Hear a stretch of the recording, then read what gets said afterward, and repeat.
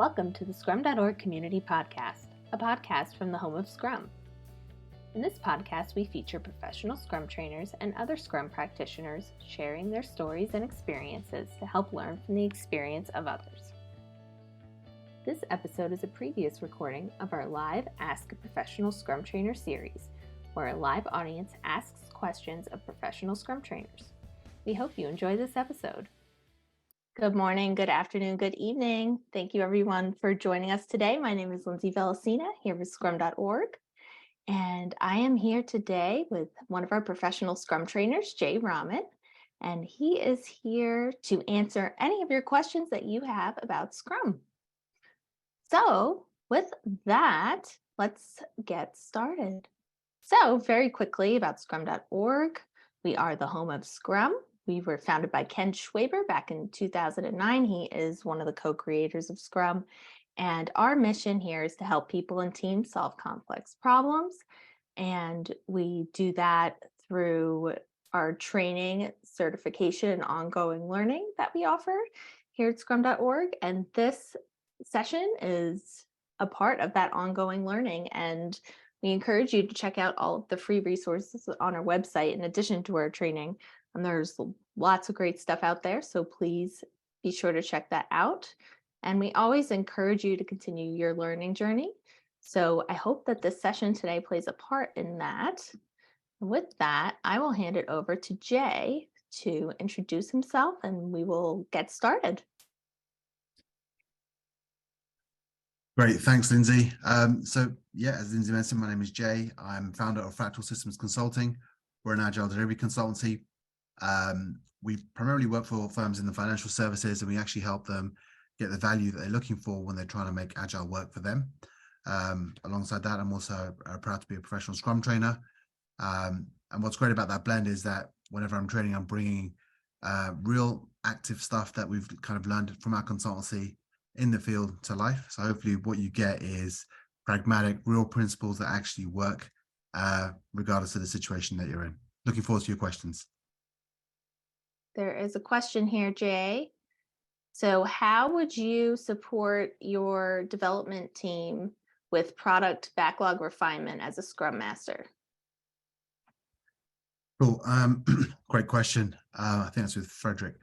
Brilliant question, Frederick. So the most important thing is actually to ensure that you're having regular refinement sessions. One of the things that we find is that teams sometimes underestimate the power of a refinement session. We find that actually doing refinements accelerates the team because when they're actually executing against the backlog, they're executing against stuff that they really understand, they deeply understand. So a couple of pointers for great refinement sessions. One of them is make sure that when you're coming to a refinement session, when the team's coming to a refinement session, they come into a refinement session prepared. What tends to happen is that teams will rock up to a refinement session. They don't know what stories are going to be in there or what product backlog items are going to be in there. They're looking at them for the first time and they're trying to figure out, A, what does this mean? B, how am I actually going to deliver this? Or what am I going to do to actually make this thing work? So and then they're formulating their questions whilst the refinement session is going on and time is ticking on. So the questions that they come up with tend not to be of any depth. And so the product owner isn't able to give you good understanding, right? Or give you good feedback in terms of what they're looking for. So first thing I always do is I encourage product owners to send out just a list of the product backlog items or stories that they're going to be looking at in the refinement sessions. Have the teams look at those product backlog items prior to the refinement session. So when they step in ready to rock and roll. They step in with questions ready, technical concerns ready, all of those kind of things. So that's the first thing. The second thing is that in the refinement session, it's really important for the product owner to check for understanding. It's one of the key things that you need for delivery to happen. You need to understand what it is you're trying to do. A great way to check for understanding is to have the team feedback what they think you're trying to get done as a product owner. And another check is, are you in a position to estimate? Now, sometimes teams do that in planning, but what I tend to find is that if you're not ready to estimate, or if you're not sure, that there's probably some work to do there, and then you can have subsequent conversations. Hopefully that will help.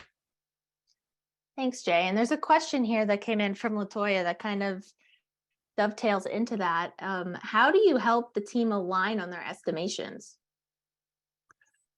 It's a great question. So estimation can be quite tricky. the most important thing actually is I tend to use things like fist of five, or I try to make sure that the stories themselves or the product backlog items themselves are small enough to be estimated against. If you're looking at large, if you, say for example, using points or ideal days or hours, it doesn't really matter. The larger the estimate, the more kind of complexity there is in it. And so when you have large estimates, you have a lot of variance. So the first thing to try and do is try and break down the items such that you're looking at something which is relatively small. Now, if you're, I'm just going to make it easy. If you're thinking about days, you want to be thinking about something that can be get done in a day. All right. So if it's that small, then generally what tends to happen is teams can pretty quickly get around to figuring out, is this a day or 2 days worth of work? And I know I'm using time, but I'm doing that just because it's really easy. You can use anything really. The other thing is that when teams estimate, is you want them to estimate at the same time. So things like planning poker are great tools. And what that then does is that you get the variance. So let's say, for example, 5 people estimate, one person's giving it a 1, another person's giving it a 5. What you can then do is say, okay, hey Bob, you gave it a 1. What makes you think it's a 1? And hey Jess, you gave it a 5. What makes you think it's a 5? Everyone else gave it a 3. And so the idea is to use the planning poker idea to kind of figure out the edges, like where are the edges, where are the low points and the high points, and simply ask, hey, what made you think that? What made you come up with that kind of estimate? Hope that helps. Thanks, Jay. That's great advice there. Sure. So here is a question about the sprint retrospective. So who should moderate the sprint retrospective meeting? Who should facilitate that? So the easy answer is the Scrum Master should be. If the team can't do it, then the Scrum Master should be facilitating retrospective. They don't have to, but 9 times out of 10, when a team is learning how to facilitate for themselves or self-manage or self-organize, they will usually look to the Scrum Master to help support that meeting. And the Scrum Master should have at least 3 or 4 frameworks that they can follow to run great estimates, great retrospectives. Apologies. And then the Scrum Master could also help the team with self-managing that too, right, Jay? So how could the Scrum Master help enable some self-management in that? Yeah, that's a great follow-up question. I mean, the thing is, the most important thing is the Scrum Master's job is to help the team build competency. So there's a couple of ways they could do that. First of all, they could go first. They could run a few retrospectives until the team gets into the swing of things. They could ask the team if anyone wants to be able to run the next one and then coach them through it. They could ask team members to they could set up structures where the teams are kind of doing it online. They could set up frameworks where the teams just have to follow along, and then you just have a volunteer. So lots of different ways of being able to kind of hand over to the team so the team can do it themselves. That's great. Thank you. So these questions that are coming in, I have to applaud the audience. They are very diverse and all over the place. So that's great. So we're going to be jumping around quite a bit in this session. So this next question, how can a product owner enable transparency? So how can a product owner enable transparency? I'm not quite sure if they're talking about transparency in terms of the team's delivery or if they're talking about something else. So might want to give me some more context in that space. If you're talking about transparency around the product backlog, then refinement sessions are great ways of trying to understand what it is you're trying to deliver. Product owners can do things like running product roadmap planning meetings. They can do planning conversations. They can bring the team members in pretty early so that they understand what it is we're trying to do. They understand the product vision, all these sorts of things. So I'm assuming you mean around the product backlog. So knowing what you're trying to do, why you're trying to do it. So what is the purpose of what is the purpose of the product we're trying to build? What does good look like? What does the roadmap look like? All of those sorts of questions and conversations a product owner can facilitate. I'm a big fan of refinement sessions as well. So running regular refinement sessions and not skipping them is super important. And when I say that, skipping them, because as teams get faster and faster and quicker at delivery, sometimes what tends to happen is the refinement session gets dropped and then the team begins to think of themselves like a feature factory. Refinement keeps the team grounded, helps them understand what it is they're trying to do and why. and that's the most important thing. What is it we're trying to do and why? And most importantly, they can give feedback in terms of, if we're heading down the right direction, they can give that kind of feedback to the product, which they can then consider. That's great. Thank you, Jay. Okay, so this question from Lovelace. How do you determine whether the organization is ready for agile versus a more predictive method?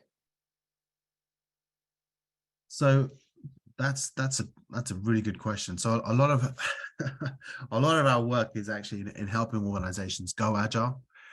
The most important thing is it doesn't matter so much where you start. So if an organization, 90% of the organizations that we work with tend to be operating a waterfall process. And that's because, well, that's what they grew up with, right? So, and the thing to remember is organizations were originally successful by operating in that kind of way. It doesn't make it bad. It's just that there's better ways of doing things. So the most important thing is to figure out, why does the organization want to go agile? If there is a strong why behind it, what is the purpose? Do they understand it? Sometimes, and we've come across and helped firms that they believe they're going agile because, we did a poll with one asset manager. There are, I think, 700 people on that webinar that we were doing with them, and one of the questions we asked them was, why are you going agile?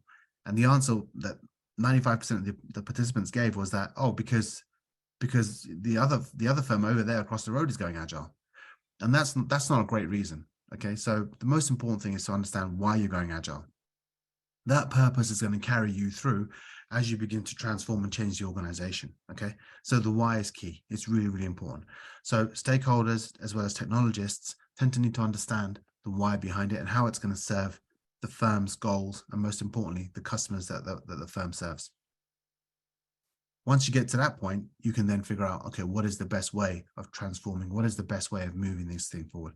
We tend to what I've seen work over the last 10, 20 years is that an iterative approach is best. You don't need to go whole hog. You can try it with a small team, maybe 5 teams, start off small, make it work, and then iterate from there and get bigger and bigger as you succeed and as you learn more. That's great advice. Okay, so what would you do if your team is struggling to populate the backlog? Our backlog tends to not get populated with stories until a few days before the sprint begins. So that sounds like a great question for a retrospective. That's the first thing. Yes. The first thing you want to do is you want to understand why. What's going on? What's causing that? What is the challenge that's preventing the team from coming up with a product backlog? Is it that, from our experience, what we've seen is product owners sometimes when organizations are learning how to go agile or how to do Scrum, what tends to happen is product owners tend to be SMEs. They already have a day job. They get rewarded for that day job. They're experts in their fields, and they've been kind of the product owner job or role has been tacked onto that. Okay, so they're busy doing the SME job, and they have to try and do the product owner job as well. And so, something will have to give. Normally what happens is, as an SME, that's their priority. They'll do that first. And then they rarely have the time to then start thinking about being a product owner.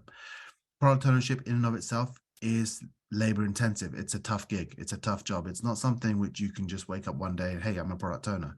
You have to consider the market, what's going on, what delivers value for your customers, what you can deliver to those customers, who's available, who's not available. You have to consider all of these different types of things. And then you have to make smart decisions to be able to execute against the plan, right? And then once you figure that out, you have to then explain it to the team and have the team really understand what it is you're trying to do. So it's not for the faint of heart. So normally what tends to happen is that product owners who are SMEs are busy doing that day job, and they don't have the time to then be a product owner as they fully. That's one of the causes that we see, where when product owners are kind of stepping in and out and the product backlog is pretty light. Another symptom that you see is you just see product backlog items with just titles in them, and that's another indication that the product owner probably doesn't have enough time to do their job. But as always, start at the retrospective. Figure out what is stopping our product owner. How can we help them? What is it that we can do to support them? How can the team support them? And then and then work backwards from the goal, right? What is the challenge? Where is the friction? How can we as a team help our product owner give us the time that we need to get this job done. Hope that helps. That makes a lot of sense. Okay, so this question from Jeff. Do all user requests, no matter how big or small, should they go in the product backlog? Is there a process of dismissing some user requests so that the product backlog doesn't fill up with hundreds of user requests? I think I interpreted that correctly, Jeff. Please correct me. So that's a great question. And it looks like we've got a product owner theme going on here, Lindsay. So, Yes. And that's fine. Product ownership is really tough, really hard. And it's one of the areas which we see firms struggle with a lot. But it's so pivotal, right? If you do it properly, you're the next Steve Jobs. You do it wrong and you turn to Blockbuster. So totally appreciate why you're asking all these questions. So product owner should be, in terms of user requests and all these sorts of things, the product owner owns the product backlog. Okay, they're responsible for managing that. So what I see sometimes happen is that the product backlog just gets polluted with all kinds of stuff just being placed in it. There should be a process in place where if you have lots of user requests, things that need to be handled, things that need to be managed, that you're working through them with the product owner, and the product owner is making key decisions around whether something is relevant or not. Okay, you can do anything in this world, but you can't do everything. And the same goes for the product backlog, right? There's 1,000 million things that we can do when we're trying to build something. But the key is it's about building the things which are going to offer the most value to our customers and to our clients. That is what we're trying to do. We're trying to maximize value. So that necessarily means that the product owner can't do everything. The team doesn't have the capacity to do everything. So they have to say no to some things. All right. The thing to be aware of is the product owner is, in some respects, the manager of the product backlog. Run things through them. Don't just pollute your backlog by stuffing stuff in there. Stuffing things in there. Thank you. Sure. Okay, so we have two more questions that I'm going to ask that are a little bit more in the product owner realm, and then we're going to dive into Scrum Master / facilitation types of questions. Just sure. to give the audience the idea. I'm trying to group these together just to give the audience the idea. So if you don't see me flagging your question right away, it doesn't mean that we're not going to answer it. I'm just trying to group as many of these similar themes together as we can. And whatever questions we don't get to, I am going to share them with Jay afterward, and we'll figure out a way to get those answers to you. So don't fret if I don't get to your question right away, and keep them coming, please. So there's always a discussion about who will make the final decision about sprint length. I think it should be the person who is responsible for maximizing the value, the product owner. Is this correct?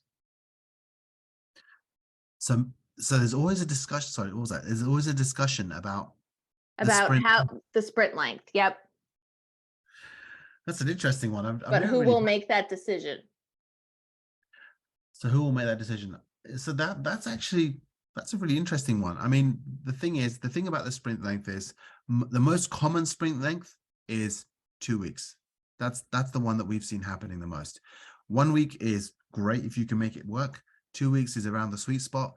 I think 3 or 4 weeks tends to be too slow for feedback.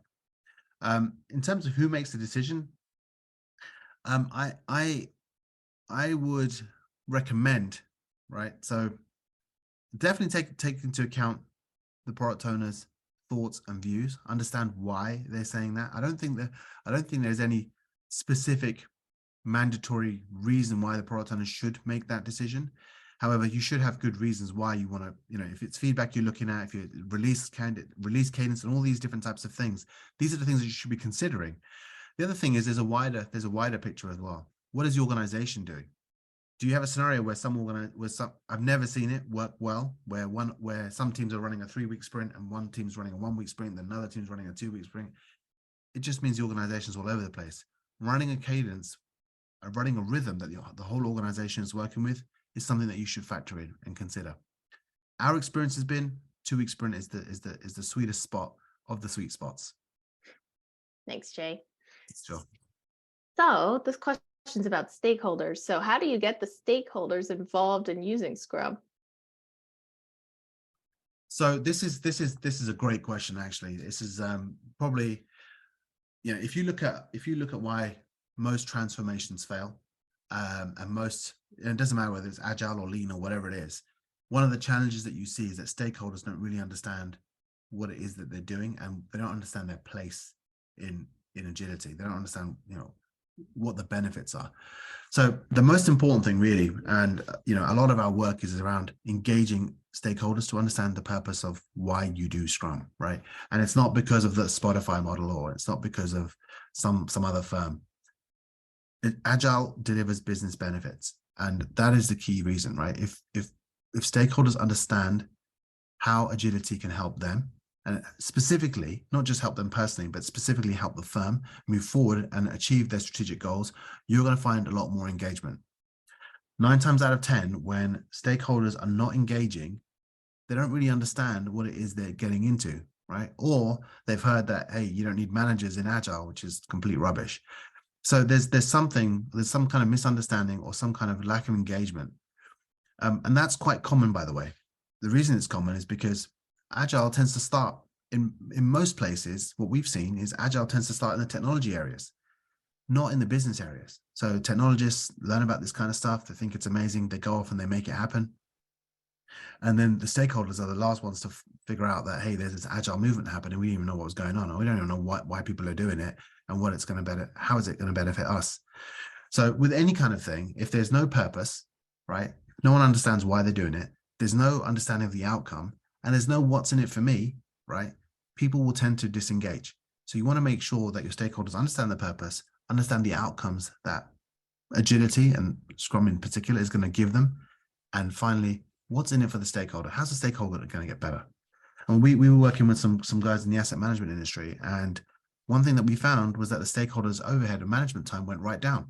So instead of spending, 95% of their time managing teams, it dropped down to like 10%. Why is that the case?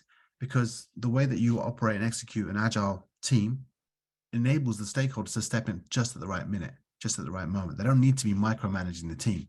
Using agile leadership principles, and we can talk about that a little bit later on, what you can do is you can figure out, you can monitor how the team's doing, right? Not in some kind of micromanaging way, but just keep an eye out for impediments and challenges. And when those challenges surface and you can support and help that team, you'll step in and support and help that team. The team trusts you because they know that you're going to help them. You trust them because they're working hard to do their jobs. Okay. But most importantly, just as an example, stakeholder overhead goes way, way down. All right. It's just one of the happy benefits of using something great like Scrum. That's great advice there. Okay, so we're going to shift gears a little bit to some Scrum Master focused questions. Sure. So there's 2 questions here that came in around technical skills as a Scrum Master. So do you need technical skills to be a Scrum Master? And what advice do you have for non-technical Scrum Masters? So the answer to that is it depends. Okay. It depends. It depends on, what you're Scrum mastering, what is it you're building? What is the product that you're building? So for example, I'll qualify that a little bit more. We've helped marketing teams build, execute using Scrum. All right. Marketing teams, funnily enough, cross-functional teams. You need copywriters and digital guys and all that kind of stuff. Right. You don't necessarily need to know everything about marketing to be a great Scrum Master in that context. At the same time, we've helped teams that are highly technical operate and execute using Scrum. In that case, having a technical background may be an advantage. What I will say to you is that I found that if you're in a technical space, having a technical background is good and it's positive and it's helpful. If you don't have a technology background, then what you need to be doing is you need to be working, just like we ask our developers, right? Our developers to go off and develop T-shaped skills. We're expecting our Scrum Masters to be continually educating themselves. So for example, if you don't understand automation testing, right, it's an XP principle, right? And your developers are cracking out code at breakneck pace. And then you're waterfalling it by going, hey, I'm gonna test this with one QA and I'm gonna do it manually. Oh, by the way, I've got 30 stories that my team are just smashing out the park. You're just going to start to waterfall your position. So how are you going to help your team? So as a Scrum Master, you have a responsibility. That's an impediment, right? So as a Scrum Master, you have a responsibility to figure that out. You can ask the team, you can learn from the team. If the team doesn't know, however, it's your job to make sure that you know. Okay. So I'm not telling you to go off and go out there and be 100% technical, but I'm also not saying it's okay to be ignorant. It's never okay to be ignorant. If you don't know something, go out and figure it out. Okay. Scrum has a low tolerance for problems. So what does that mean? It means that we don't just sit there when we have a challenge. We don't just sit there and forget all about it. We go out there, we make it transparent, and we go out and we fix it and we make it happen. So if there's areas in your skill set where you are lacking or where you can build up and actually help the team, go out and make it happen. And if that means you need to become more technical, go be more technical. An example for that is that, we help firms in the asset management space. I didn't know anything about asset management when I first started, but now I know a lot more about it. Same thing with insurance. You're helping firms in insurance. You need to know about how insurance works, so you can give better advice. You can serve the team better. When we're working with marketeers, right, we need to help them. And if we don't understand how they kind of work, how their business operates, how are we going to help them? We can give them the basic stuff when it comes to Scrum and setting up the teams and all that kind of good stuff. But there's going to come a point in time where having some context is going to be helpful. Okay. So always work hard to be building up your skill set. That's great advice. Okay. So, I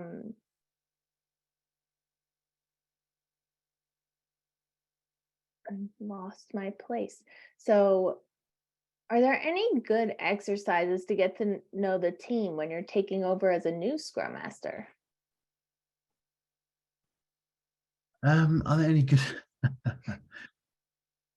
I think when you're taking over as a Scrum Master, I think one of the things you should be doing is you should be transitioning in early.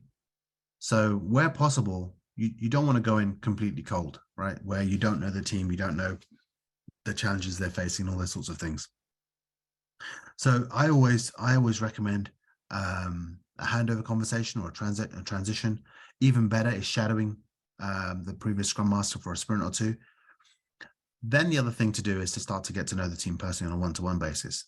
Talk to them, figure out how the scrums have been going, how the sprints have been going, what kind of challenges are they seeing, how the retrospective's doing.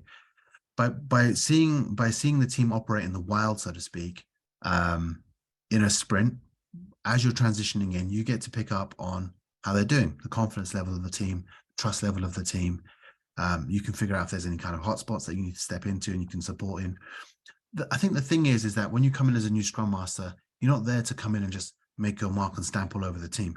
You're there to kind of transition in, right? You're there to kind of, I love the principle where, the lean principle, which is all about, starting from where they are.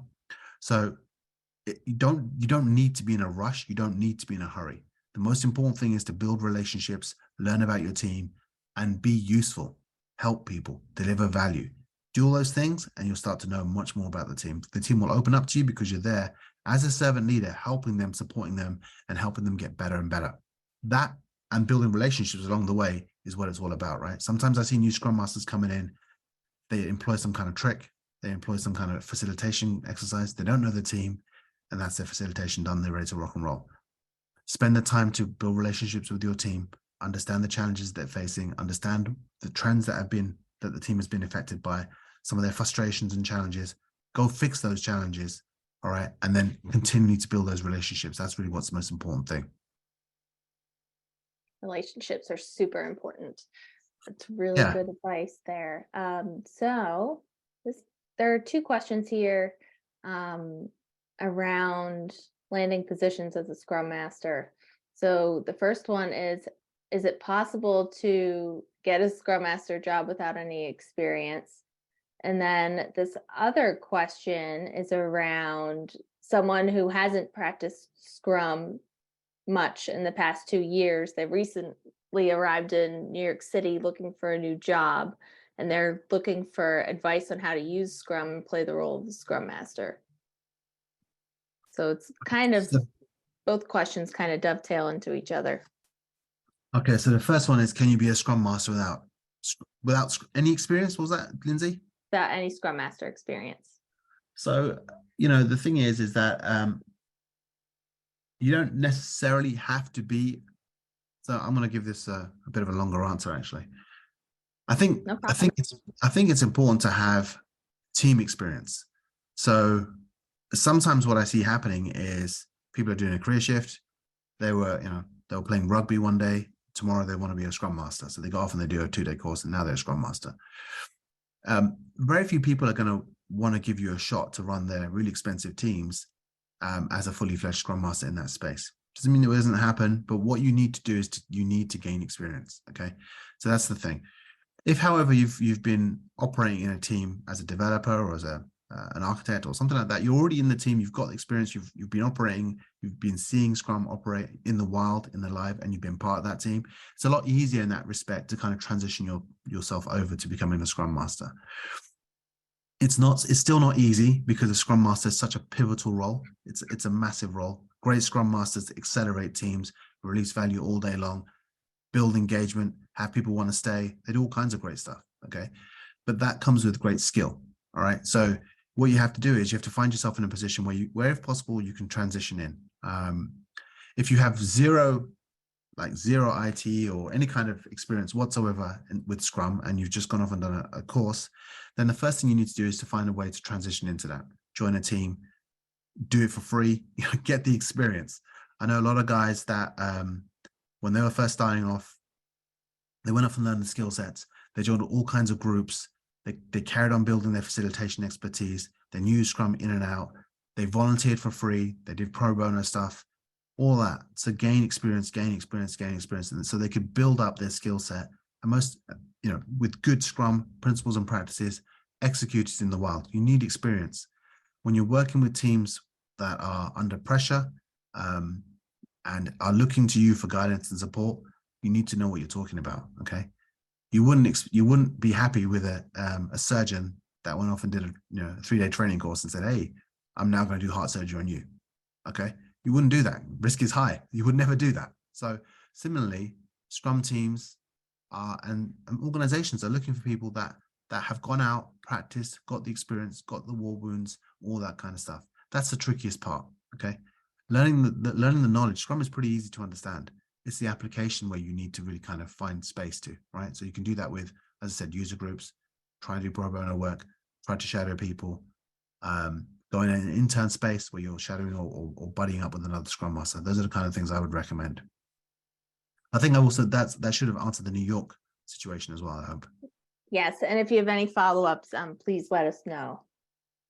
Okay, so I saw a question that was very much in your industry wheelhouse. So, by your opinion, what are the main challenges in the banking industry going through the agile transformation process? I know Jay has a lot of experience in this area. This is kind of, so we do 90% of our work is in financial services. So we do tons of stuff in this space. So I think the thing is that where most transformations go wrong is, well, number of reasons really. Actually, first of all, it sometimes starts off as a technology initiative. Okay, so if you're in a banking scenario, it's starting off as a technology thing, and the business and technology tend to be silos. They're not operating as one, right? The business hand over work to tech teams just go and do it. Tech teams are trying to figure out better ways to do it. They go off and they embrace agility. They go make it happen. But they don't necessarily bring the business along for a ride. So the business don't really understand what their responsibilities are with agility. So they don't give you product owners. They don't give you anything like that. They don't give you anything. So what do? You come up and you get some BAs. The BAs operate as business analysts. They operate as pseudo product owners who they're running around trying to make it all work. And the business is still none the wiser what the hell we're doing and why we're doing it. Okay, so that's the first thing, right? The second thing is that there is, so that talks to a lack of engagement on the business side. The other thing you need to be able to do is you have to engage stakeholders on, not just on the business side, but at senior levels. So why are you going agile? Why? What value does it bring you personally? What value does it bring to the organization? How will it help you personally and the organization do more, do better, thrive in these uncertain times? when that purpose is missing, you will find zero engagement. They're not going to turn up. No one's going to rock up to your review sessions because they don't see the need to, right? There's no purpose. They don't really understand the purpose of it. What's the outcome? I have no idea. We're just doing this agile thing, and there's nothing in it for me, right? So when those three things are missing, that engagement disappears. Okay, so there's that. Then there's the engagement of the leadership team itself. Now, whenever we help a firm come in, go agile, and we do this all the time, one of the key things that we do is we build an agile leadership team. And what's that? What's the purpose of an agile leadership team? Well, it's not just so everyone's doing Scrum, right? It's two things. First of all, they have to help the teams eliminate frictions for delivery. That's the first thing, all right? So they're engaged, they're on the hook, they're accountable to helping the teams eliminate friction. And that's what leadership's about, right? Servant leadership's about eliminating friction for the people that are doing the jobs, right? That's the first thing. The second thing is they're on the hook for the change. So that rarely happens. Normally change in the organization is given off to the change team somewhere, and there's some guys in the PMO office doing whatever they're doing, and they're struggling hard, banging their heads against the wall and all that kind of stuff. But the fact of the matter is that they don't necessarily have the power to make change happen, okay? So when you put leaders in and you empower them, and most importantly, you make them accountable and have them operate as an agile team themselves, what's happening? What's happening now is you have a top-down and a bottom-up movement, okay? Teams at the bottom are kicking butt. They're delivering at breakneck pace. Whenever they have frictions or challenges, they have somewhere to go with those frictions and challenges, right? And that top team, that leadership team, that core team is there picking up those challenges, serving the teams and eliminating those frictions. So that's delivery frictions, but they're also eliminating change frictions. And that means, do people understand the path of what a Scrum Master? Why would I want to be a Scrum Master if there's no path in the organization? Why would I want to be a product owner if there's no path in the organization, right? So what does that mean? Well, how do I get better as a product? How do I get rewarded as a product owner? So in the asset management space, for example, what tends to happen is that product owners are SMEs. They get rewarded and compensated for being epic, awesome SMEs. So now, if you're in that scenario where, hey, if I do my SME job, I get my bonus, I get to feed my family, we go on holidays, awesome. Or I can do this Scrum thing, and if I do it, no one really cares. When push comes to shove, I'm going to do my SME thing, right? And so these kind of frictions, your leadership team need to be able to, first of all, surface and then eliminate. Does that make sense? So lots of challenges. By the way, you can connect to me on LinkedIn, right? That's the best way to find me. So Jay Rahman on LinkedIn, and it's Fractal Systems. So if there's any follow-up questions around this, connect to me on LinkedIn. I'd be more than happy to have a conversation. We do this all day long, and we've got a great way of actually turning this around quickly. And most importantly, we've got a brilliant track record. I'm not just saying that, it's just structuring agility at multiple layers, right? That's what you need to be doing. Start off with purpose. Why is it that we're doing this? What is the leadership team going to get? Why are they going to get it? What are they going to get personally? Those are the kind of key things that you want to be answering. And that purpose, outcome, what's in it for me, needs to go transcend up and down the chain of command. That's great. Thank you, Jay. So this is kind of a fun question. So when a Scrum Master goes on a 1-month vacation, what should they do about the team? Should they have a replacement? A couple of days per week during the vacation? Should they work with the team remotely? What should happen here? So I'm hoping, if you as a Scrum Master are going away on vacation, first of all, vacation is important. You need to get away from the grind. And if you're doing your job right, going away doesn't necessarily mean that you're leaving the team in the lurch. A simple thing to do is to have someone step up and be Scrum Master while you're away. And that's what we're trying to do as Scrum Masters. We're trying to set it up such that we're not always there. We don't always need to be there because the team is doing it for themselves. Okay. So if you're going away on vacation and hey, I'm going to go away for a month, then hopefully that's not a snap decision. Okay. So if it's not a snap decision, then plan it. Let the team know, hey, this is what I'm trying to do. Who wants to step up? Who can I help? Who wants to shadow me? Who wants to coach with me? How can we make this work? What can we do to make this work? The last thing you want to be doing is hanging out in Cancun and trying to do a retrospective, right? That's right. While your family is around you, or you're trying to hang out in the pool. That's not good for you as a Scrum Master, and it's not good for the team. It's like, and your family's going to hate you for it. So most importantly, try to build some kind of slack in the team. All right. T-shaped skills don't just mean technical skills. You want to be building facilitation skills in the team. You want to be building all of these skills in the team so that the team can do it themselves. If you're not about, the whole thing doesn't stop, right? You want to be thinking about succession planning. You want to be thinking about transitioning your skills. Great Scrum Masters build teams that rock and roll all day long without them. All right. So that's what you should be focusing on. And if you're not doing that, then what you're actually doing is you're building a brittle team. What does that mean? It means that if you get a cold, the whole thing dies, right? The team will stop working. That's not a great kind of hallmark. That's not what great Scrum Masters do. The idea is to transition skills into the team. Okay, that's what we're trying to do. We're trying to make the teams self-organizing, resilient, and that means resilient to shocks. Okay, so if you're away, no factor. It's all good because someone's going to step up and rock and roll for you. Okay, so try and get ahead of it. That's the most important thing. That's great. Thank you, Jay. But yes, vacation is important.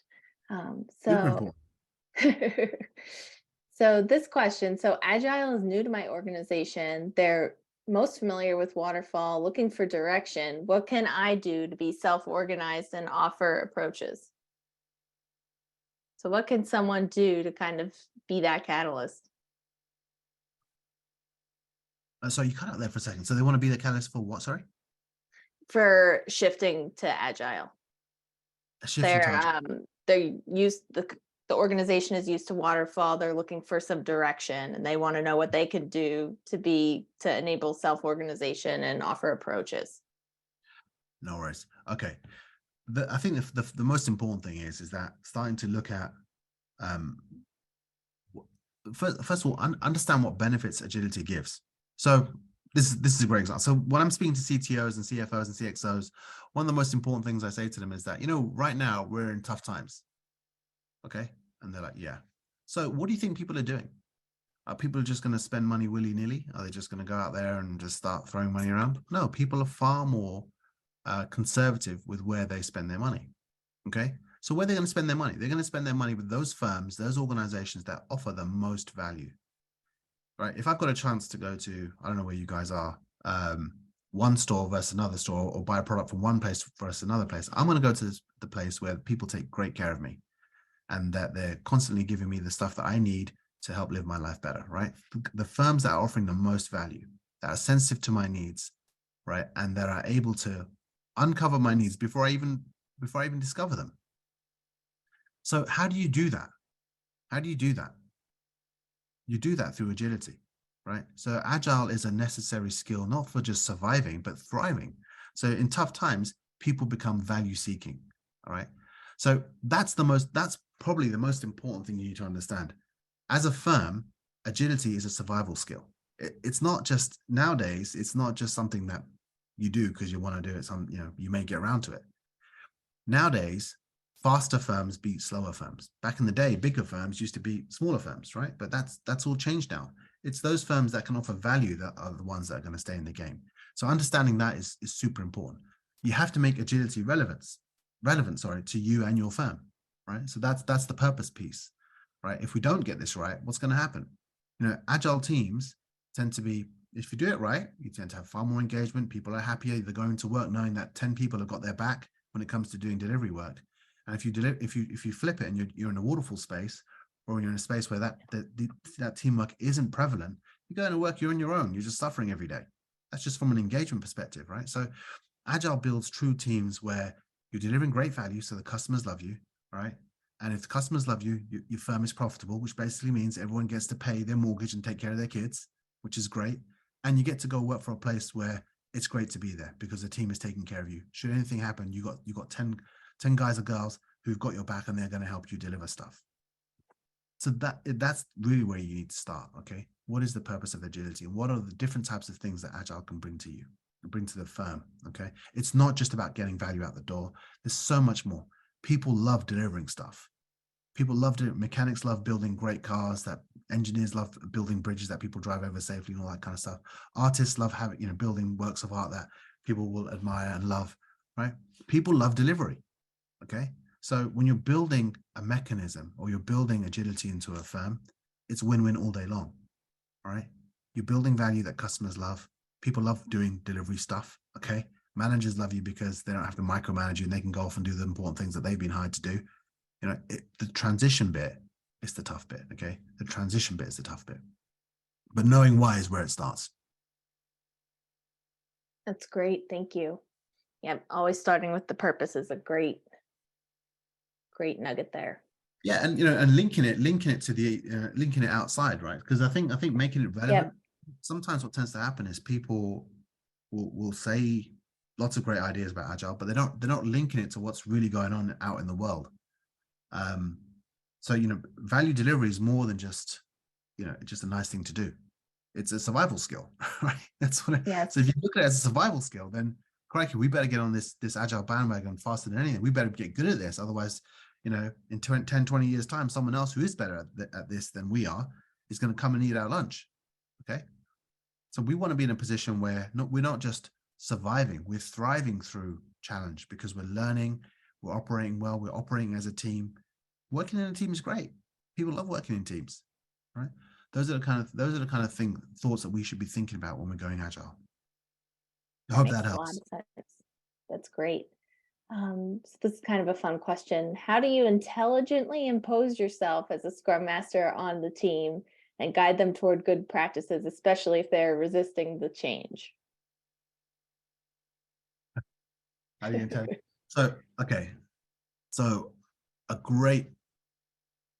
There's a saying that I love, right, which is, you can lead a horse to water, but you can't make it drink. And everyone goes, yeah, that's true. You can lead a horse, but you can't make it drink. And I'm like, yeah, but you can put salt in its food, right? So what is that about putting salt in its food? What you need to do as a Scrum Master is, first of all, your team is going to be, if they're operating and they're executing and they're having challenge, which they will, as soon as they start to drop things like, this thing starts to drop practices, good Scrum practices, they're going to start coming up with friction and challenge. I'll give you an example. If you're rocking up to, we talked about having, 2 days before the planning, it's an empty backlog, and suddenly there's a backlog. So the team hasn't seen that backlog. No one understands it. No one knows what it is. No one can really estimate it. And then what do? We start a sprint with a kind of half-baked backlog. No one knows what's going on, and we miss the goal. Okay, cool. So how are we going to fix that? Well, the most important thing is your retro. Your retrospective is the piece where you can incrementally move your team in the right direction. And you don't have to impose yourself on anything. What will happen is the challenges will do that for you. Okay. It's just simply, hey guys, how are we doing? How did the last sprint go? How was it? It sucked. Okay. So what happened? What did we do? What were the challenges that we saw? Well, we didn't estimate right. Okay. Well, what led to that? What can we do to estimate better? Hey, maybe we should get ahead of it. Maybe we should be doing refinement sessions and have the team come up with these sorts of ideas. And if they don't come up with those ideas initially, then you can find yourself in a position where you're seeding those ideas. As a Scrum Master, the key thing you've got to do is, your goal is to develop that team. Your goal is to build performance in that team and help that team get better. Okay. You want to do that through building relationships. You also need to balance that through patience. You need to have some patience. You can't come along, especially when you're super experienced and you've seen 1,000 different Scrum teams go wrong and you've turned them all right. Sometimes you can see the solution way before the team has seen it. So your goal then is to have the challenges that the team surface through their day-to-day execution, right? Empiricism. You use those challenges to then guide the team in the right direction and nudge them in the right direction. Okay. That's what I would be doing. Build relationships, use the problems as the salt in the food to start to incrementally guide the team in the right way, in the right space. Hope that helps. That's great advice. There are a couple questions that came in about the sprint retrospective. There was someone that just asked you to please talk more about it. And then there was a specific question: what can a Scrum Master do to help improve the engagement of the team members during sprint retrospective meetings? Maybe just some tips on effective sprint retrospectives and some facilitation ideas would be good for this audience. So yeah, I mean, I think so. The answer is so again, as with all of these sorts of things, it depends on the context. Let's imagine you have a team that is someone. I'm going to throw a couple out there and let's see how we go. So we had actually when I was in I was working for one asset manager and the team were in they were in India. So I whenever I'm doing retrospectives, I try to change the environment of the team. So when I'm, as I mentioned last time I was on here, whenever I'm taking over a new team or supporting a new team or coaching a new team, I tend to walk around with Krispy Kreme donuts and coffee. And why is that? Because when I'm starting a retrospective with coffee and donuts, it sends a signal that this is different. We're trying to do something different here. So what I'm trying to do is I'm trying to give as much as I can to the team. Now, with an Indian team, I was based in London, we couldn't do that. So what we did was we arranged for things like samosas to turn up and food to turn up, and just to kind of relax the team. Sometimes what tends to happen is teams don't necessarily, A, they don't really understand what the hell they're doing here. B, they don't really know what a retrospective is. And C, they don't really feel safe saying anything because they might get shot. Okay. So what you have to do is you have to build relationships. You have to build relationships and help the team understand that actually this is a safe space. So I love starting off with food. Food is a great way of doing things right. Yeah. It helps people relax. The other thing I try and do is if I can, I'll move to a different space. So when we were working at various financial firms in London, we would take over the boardroom, for example. So that the team turning up in the boardroom, and in some of these places, it's amazing, right? It's right on the top of the city. You see the city skyline, you can see St. Paul's, you can see all those sorts of things. Suddenly you're shifting them, you're shifting their their context where they are. They're not sitting in some dodgy office somewhere. They're out there. They're somewhere else. The space is different, and then that kind of opens up a different level of thinking, especially when you couple it with food. I wouldn't go bananas and go down to a bar or something crazy like that, because now you're not even thinking about work. You're just having fun. Okay.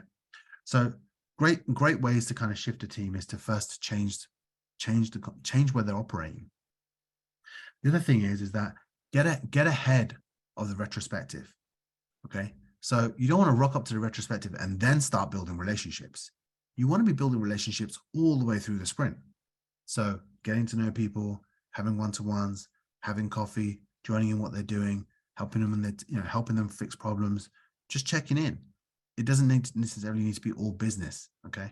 Building trust in the team is super important, and it's incremental. It's not bang, one shot. So those are the kind of things that I would do. Some of the other things that you can kind of look at is that if a team is really resistant in a retrospective, so let's say we're face to face and no one's speaking, I'd be like, one of the questions I'd open up with is, what is the purpose of a retrospective? Why are we doing this? Why are we even here? What's good about this? What's going to help us? And kind of start in that brave space a little bit, and try and open up to those sorts of questions, so that and ask for, this is what I think. What do you guys think? And there's no wrong answer. And then, so what you're trying to do is you're trying to then build engagement, right? Purpose. Why do we do it? What's the reason of doing this? Is it just so we can just moan and complain and nothing changes? Has that happened in the past where we've just complained, but nothing really changes? And that can happen. And when it does happen, people are going to become jaded and no one's going to want to be there. If the teams are offshore, sometimes what happens is the manager isn't sitting in.